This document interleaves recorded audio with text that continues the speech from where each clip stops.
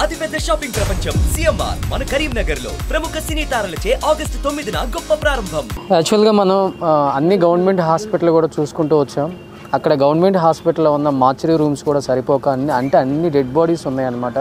అక్కడ రూమ్స్ కూడా సరిపోక అండ్ ఇలా కళ్యాణ మండపాలు తీసుకొని ఇక్కడ ఫ్రీజర్స్ తీసుకొచ్చి అండ్ లోపలికి అలౌ చేస్తున్నారండి. బట్ కెమెరాతో మీకు ఆ దృశ్యాలు చూపిస్తే అసలు తట్టుకోలేరు అనమాట.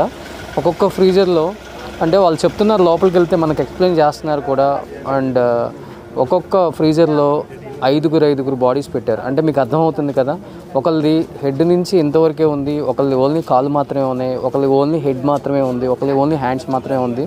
దాంట్లో చిన్నపిల్లలు ఉన్నారు, పెద్దవాళ్ళు ఉన్నారు, అసలుకి 15-16 సంవత్సరాల పిల్లలు అండ్ పెద్దవాళ్ళు, అసలు ఎంతమంది, ఒక లేడీస్ అయితే ఇది ఇక్కడ ఫ్యామిలీస్ అందరూ వెయిట్ చేస్తున్నారు చూడండి. కనీసం వాళ్ళకి సంబంధించిన వాళ్ళు బాడీ ఇక్కడికి ఏమన్నా వచ్చి ఉంటుందేమో, ఇక్కడికి వస్తే తీసుకెళ్దామన్న ఒక హోప్తో ఎవరు కూడా ఇంకా సిచ్యువేషన్ జరిగింది కదా, జరిగిందేదో జరిగిపోయినని అక్కడ వాళ్ళు శ్రమించకుండా రెస్ట్ తీసుకోవట్లేదు. ఇక్కడ వీళ్ళు కూడా మా వాళ్ళు పోయారు కదా అని ఎవరు కూడా దీన్ని చాలా చాలా సీరియస్గా తీసుకొని గవర్నమెంట్స్ కూడా ఈచ్ అండ్ ఎవ్రీ బాడీని అట్లీస్ట్ ఎంతవరకు దొరికితే అంతవరకు తీసే ప్రయత్నమే చేస్తున్నారు. కానీ ఇక్కడ అండ్ 5 days నుంచి ఇదే జరుగుతుంది. మీకు కొంచెం క్లోజ్ చేస్తే అర్థమవుతుంది. అక్కడ మీకు ఫ్రీజర్లు కనపడుతున్నాయి, టీం కనపడుతున్నారు, వాలంటీర్స్ కనపడుతున్నారు.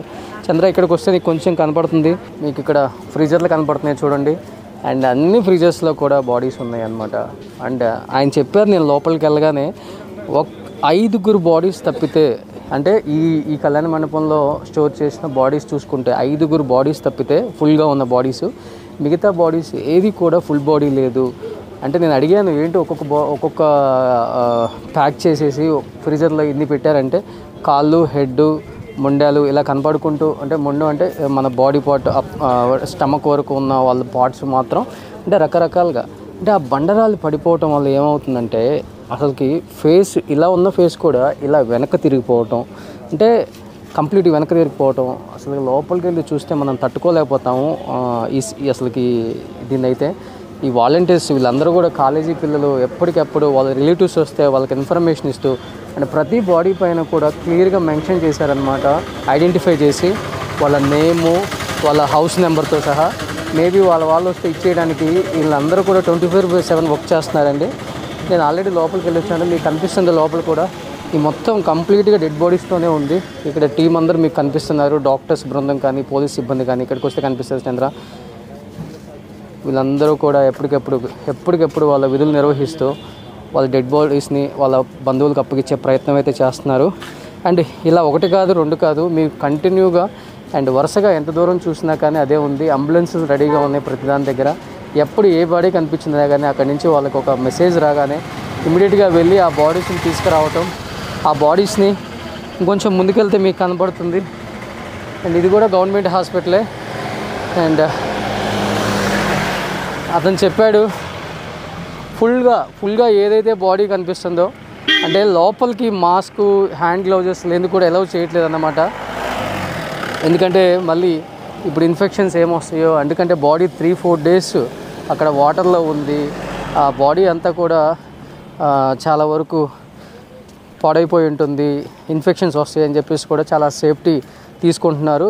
ఎందుకంటే డాక్టర్స్ కానీ వచ్చిన విజిటర్స్కి కానీ వాళ్ళందరికి కూడా ఇక్కడ కనిపిస్తుంది చూడండి. మీకు ఇక్కడ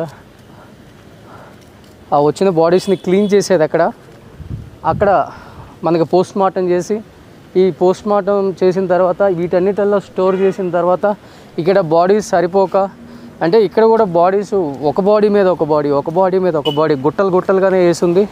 అయినప్పుడు కూడా రూమ్స్ అన్నీ ఫుల్ అయిపోయాయి. ఈ రూమ్స్లో సరిపోక, అంటే ఈ రూమ్స్లోకి వెళ్ళి చూసిన తర్వాత అసలు మనకి మనం ఆ ఎమోషనల్ కంట్రోల్ చేసుకోలేము. ఇవన్నీ సరిపోక ఇక్కడ కళ్యాణ మండపంలో పెట్టారు. ఇప్పుడు ఒకసారి ఇక్కడ నేను మీకు సిచ్యువేషన్ చూపిస్తాను. ఇక్కడ వీళ్ళందరూ కూడా వెయిట్ చేస్తున్నారు, అట్లీస్ట్ వాళ్ళు దొరుకుతారని. ఇంతమంది వెయిట్ చేస్తున్నారు. అక్కడ చూశారు మీరు, వీళ్ళందరూ వెయిట్ చేస్తూనే ఉన్నారు. ఇలా ప్రైమరీ హెల్త్ కేర్కి సంబంధించిన చాలామంది కూడా ఇక్కడ వచ్చి వర్క్ చేస్తున్నారు.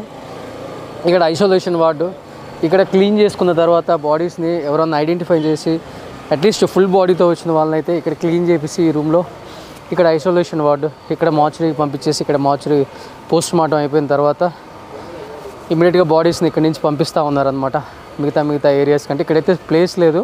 ఈ ఏరియాకి సంబంధించిన పోస్ట్ మార్టంకి సంబంధించిన ప్లేస్ అయితే ఇది ఒకటే ఉంది. సో ఎప్పటికప్పుడు దీన్ని కూడా చాలా హైజెనిక్గా క్లీన్ చేసుకుంటూ ఇక్కడ ఎటువంటి ఇన్ఫెక్షన్స్ రాకూడదని చాలా జాగ్రత్తలు తీసుకుంటున్నారు వైద్య సిబ్బంది కూడా. అంటే వీళ్ళు కూడా అసలు వర్క్ చేయలేకపోతున్నారు అనమాట. 24/7 వర్క్ చేసి వాళ్ళ పాపం చాలా అంటే చాలా డల్ అయిపోతున్నారు. 24/7 అవే బాడీస్ చూస్తారు కాబట్టి. ఇదిగో ఇక్కడ మీకు కనిపిస్తుంది చూడండి, ఇది యాక్చువల్గా కాన్ఫరెన్స్ హాల్ అయితే దీన్ని ఇప్పుడు బాడీస్ క్లీన్ చేసి ఒక దానిగా పెట్టారనమాట. అండ్ ఇక్కడ బాడీస్ క్లీన్ చేసి అక్కడ పంపుతున్నారు. మీరు చూస్తే అర్థమవుతుంది. ఇక్కడ ఇది కంట్రోల్ సెల్ ఇక్కడ పెట్టారు మేపడిది. సో ఇక్కడ ఏదైనా ఉన్నా కానీ తెలియని వాళ్ళు ఇక్కడికి వచ్చి ఇన్ఫర్మేషన్ తీసుకోవడం ఇవన్నీ కూడా ఉంటాయి. At the same time police సిబ్బంది అంటే ఎవరి విధుల్లో వాళ్ళు చాలా కష్టపడి పనిచేస్తున్నారు కాబట్టి ఇప్పటి వరకు ఇన్ని ఐడెంటిఫై చేయగలిగారు. ఆల్మోస్ట్ ఒక 300 to 350 మాత్రమే దొరకలేదు ఇప్పటి వరకు. మిగతా అయింది ఆల్మోస్ట్ వాళ్ళు రెస్క్యూ టీమ్ ఎప్పటికెప్పుడు కష్టపడి బాడీస్ని బయటికి తీసుకొస్తూనే ఉంది, వాళ్ళకి ఇస్తూనే ఉన్నారు. మొత్తం ఇక్కడ చుట్టుపక్కల ఒక 4-5 టౌన్స్ అయితే చాలా అంటే చాలా డౌన్ అయిపోయి ఉన్నారు. మా పక్క ఊరికి ఇలా జరిగింది, అందుకే ఇలాంటి ఒక టౌనే అక్కడ మునిగిపోయింది.